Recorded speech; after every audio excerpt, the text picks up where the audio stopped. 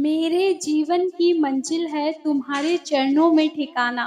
अब तुम जानो तुम्हें कहाँ है मुझे पहुँचाना। इतना तो पता है कुछ छोटा नहीं सोचा है तुमने, चाहते हो मुझे जिला अधिकारी बनाना। तो भक्तों, स्वागत है आप सबका एक बार फिर से हमारे अपने YouTube channel mysterious Guru things of miracle में। यदि आज आपने इस वीडियो को खोला है, देखना शुरू किया है, तो इसका अर्थ यही है, आप या आपके परिवार में आपका कोई भी प्रिय परिवारजन हो सकता है, जिसका लक्ष्य है यूपीएससी क्रैक करना। जी हाँ भक्तों, आज आपको बहुत ही आसान तरीके से हम समझाएँगे कि महाराज जी का सानिध्य यदि उस बच्चे को प्राप्त हो जाता है जो इस परीक्षा की तैयारी कर रहा है या उसका बचपन से सपना है इस लक्ष्य को हासिल करना, और महाराज जी अचानक से आपके जीवन में आ गए हैं, तो इसका मतलब क्या है और क्या महाराज जी चाहते हैं? क्या महाराज जी आपका वह सपना सच कराने के लिए आए हैं या आपको कुछ और नए लक्ष्य की तरफ ले जाना चाहते हैं महाराज जी? सब जानेंगे, बने रहिए पूरे वीडियो में। अगर आप वीडियो को स्किप करते हैं, तो इसका अर्थ यही है कि आप अपने सपने के प्रति सजग नहीं हैं। तो ना देर करते हुए चलिए शुरू करते हैं और जानते हैं कि महाराज जी का सानिध्य कैसे प्राप्त होता है। यदि एक एस्पिरेंट को यह सानिध्य प्राप्त होता है, तो इसका मतलब क्या होता है? सबसे पहले हम जानेंगे कि महाराज जी हैं कौन? कैसे करते हैं कृपा? क्या है महाराज जी की भक्ति? हम क्या महाराज जी के लिए करें, जिसके बदले में महाराज जी हमारा लक्ष्य पूरा करने का आशीर्वाद हमें प्रदान करेंगे? तो देखिए, अभी मैं जो भी कुछ बोल रही हूँ, मुझे खुद भी नहीं पता मैं क्या बोल रही हूँ, लेकिन अगर आपको यह बातें समझ में आएँ, लगे कि हाँ, महाराज जी का मैसेज है आपके लिए, तो प्लीज़ कमेंट बॉक्स में ज़रूर लिखना कि हाँ, आपके मतलब का इस वीडियो में कुछ था। और यह एक सत्य बात है, आप लिख कर ले लीजिए।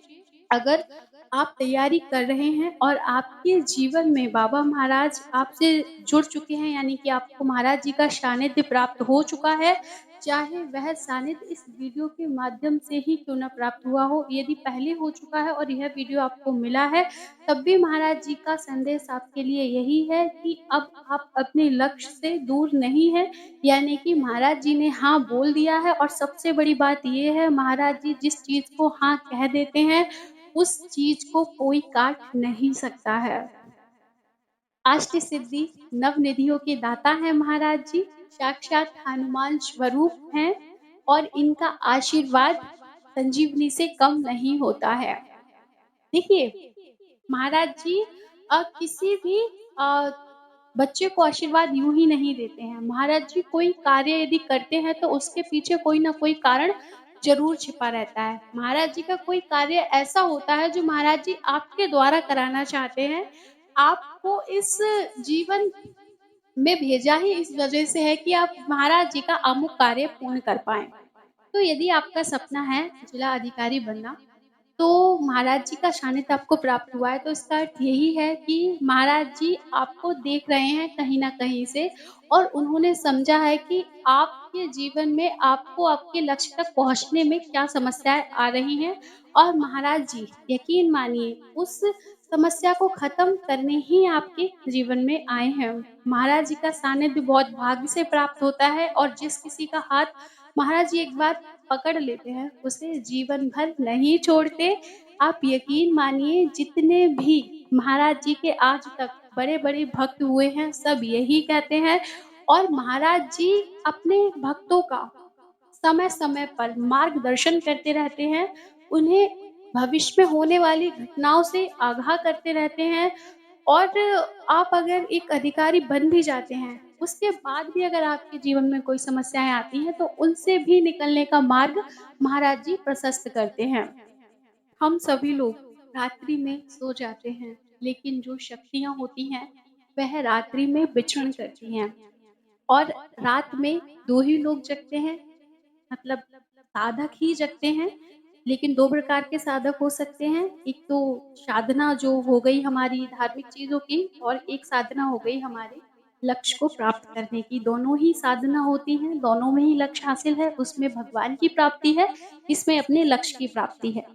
यदि आप निरंतर समय से अपने लक्ष्य के प्रति सजग हैं और आप मेहनत करते हैं, किसी न किसी कारण से आपके जीवन में चीज़ों का अभाव है और आप उसकी वजह से नहीं पहुँच पा रहे हैं अपने उस लक्ष्य तक जहाँ आपको होना चाहिए। क्योंकि एक बात सत्य है, यदि कोई मिस्त्री है जो भवन निर्माण का कार्य करता है और उसके पास पर्याप्त औज़ार नहीं है, तो वह सही प्रकार से भवन कभी नहीं बना पाएगा। ऐसे ही जो आईएएस बनने का सपना है, कलेक्टर बनने का सपना है, ज़्यादातर वह बच्चे देखते हैं जो अपने घर से संपन्न नहीं होते हैं।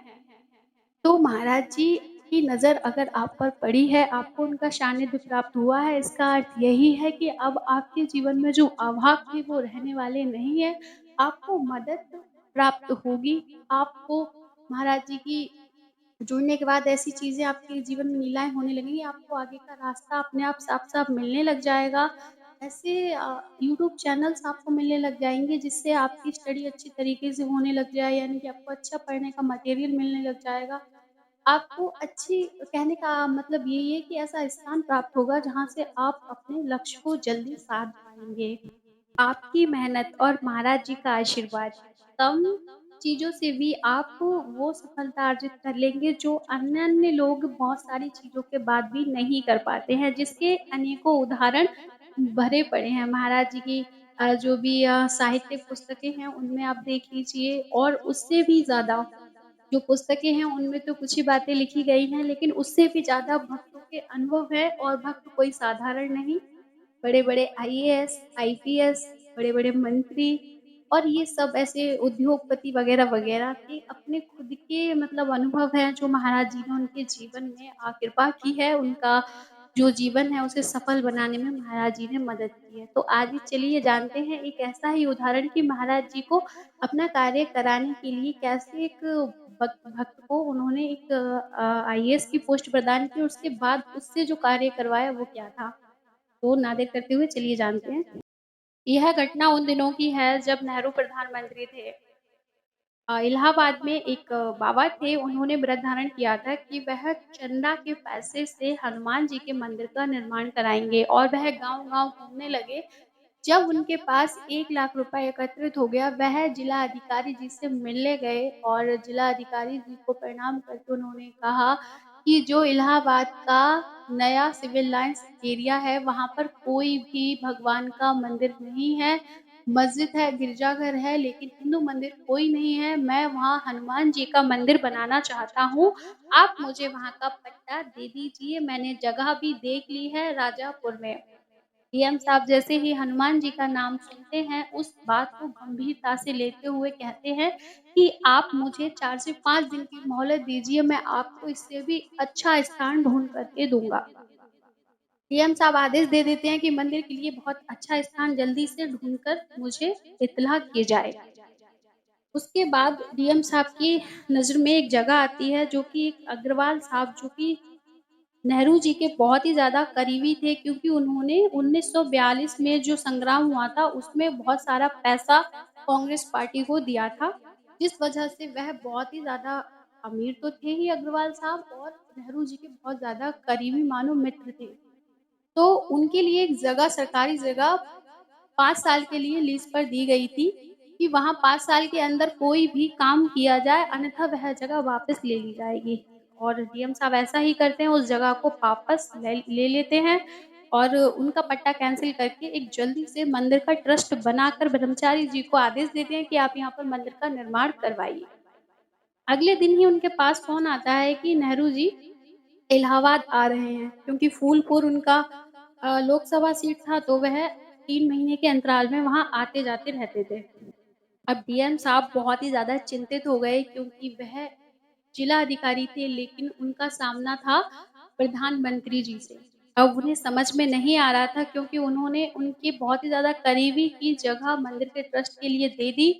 अब वो है ये समझ रहे थे कि नेहरू जी को गुस्सा तो बहुत जल्दी आता है और वे बदले में पता नहीं क्या कार्रवाई करेंगे। इतना सोचकर वह महाराज जी के सामने अपनी सारी दुविधा को बोल देते हैं। तस्वीर लगी होती है उनके सामने और निश्चिंत होकर सो जाते हैं। अगले दिन प्रधानमंत्री जी आते हैं और डीएम साहब उनसे मिलते हैं, उनको रिसीव करते हैं, बाकी वह सारा दौरा वगैरह करते हैं, लंच करते हैं। लंच करने के बाद डीएम साहब से उनका सामना हो जाता है और वह उनसे पूछते हैं, "क्यों भई उग्र साहब, आपने हमारे अग्रवाल साहब की ज़मीन वापस क्यों ले ली? क्या क्या आप उसमें क्या बनाना चाहते हैं?" तो यह डरते-डराते जवाब देते हैं कि मैं वहाँ पर कोई बार नहीं बना रहा हूँ, कोई नया वहाँ पर कोई कुछ काम नहीं कर रहा हूँ, वहाँ केवल मैं एक हनुमान जी का मंदिर बनाना चाहता हूँ क्योंकि उस एरिया में कोई भी हनुमान जी का मंदिर नहीं है। इतना कहते ही जो प्रधानमंत्री जी हैं, उनका गुस्सा शांत हो जाता है और कहते हैं, "वाह! बहुत अच्छी बात है, ये तो अच्छा काम है, बनवाइए मंदिर, हम भी दर्शन के लिए आएँगे।" अब इस घटनाक्रम से हम क्या समझते हैं? हम यह समझते हैं कि महाराज जी को पहले ही पता था कि यहाँ पर हमें मंदिर का निर्माण करवाना है। तो महाराज जी ने पहले से ही वहाँ पर एक अपने भक्त को उस पोस्ट पर पहुँचाया, जो कि उनके कार्य में सहायक बना। अगर वहाँ पर कोई और अधिकारी होता और धर्म का होता, तो वह इस चीज़ को इतनी गंभीरता से नहीं लेता और ना ही 1.5 एकड़ में वहाँ पर मंदिर बनता। वहाँ पर अग्रवाल का ही कोई न कोई काम होता, वहाँ पर ट्रस्ट होता, फैक्ट्री होता, कुछ भी होता, उनका ही होता, हमारा हनुमान जी का मंदिर नहीं होता। तो महाराज जी को पहले ही पता था कि ब्रह्मचारी जी ऐसा व्रत कोई धारण करेंगे हनुमान जी का मंदिर बनाने का और उन्हें ये करवाना है कार्य, तो उन्होंने इस वजह से पहले ही अपने भक्त को उस पोस्ट पर पहुँचाया और फिर अपना वह कार्य उसके माध्यम से कराया। तो हम सब क्या होते हैं, हम सब केवल एक ज़रिया होते हैं, करने वाले तो महाराज जी बैठे हैं। अगर आप अपने लक्ष्य के प्रति ईमानदार हैं और महाराज जी के चरणों में आपकी भक्ति सच्ची है और महाराज जी की नज़र आपके ऊपर पड़ गई है, तो फिर आपको आपके लक्ष्य तक पहुँचने से कोई नहीं रोक सकता। यह बहुत बड़ी बात है। जो लोग समझदार होंगे, विश्वास रखते होंगे महाराज जी के चरणों में, वह इस बात को समझेंगे और आज से ही अपनी जो भी तैयारी अधूरी आदि पड़ी होगी, आज से ही उसमें धार लगाना चालू करेंगे और महाराज जी का नाम लेकर दिन-रात मेहनत करके उस लक्ष्य तक पहुँचेंगे ही क्योंकि वो तो पहले से ही निश्चित हो चुका है कि हमको वहाँ तक पहुँचना है। कैसे पहुँचना है, वो रास्ता महाराज जी बताएँगे। तो कैसा लगा आज का विशेषण? अच्छा लगा हो तो प्लीज़ चैनल को सब्सक्राइब ज़रूर कर दें, लाइक भी कर दें, शेयर भी कर दें और जय जय महाराज जी ज़रूर लिखें। इसी के साथ मिलेंगे अगले विशेषण में, तब तक के लिए जय जय सिया राम।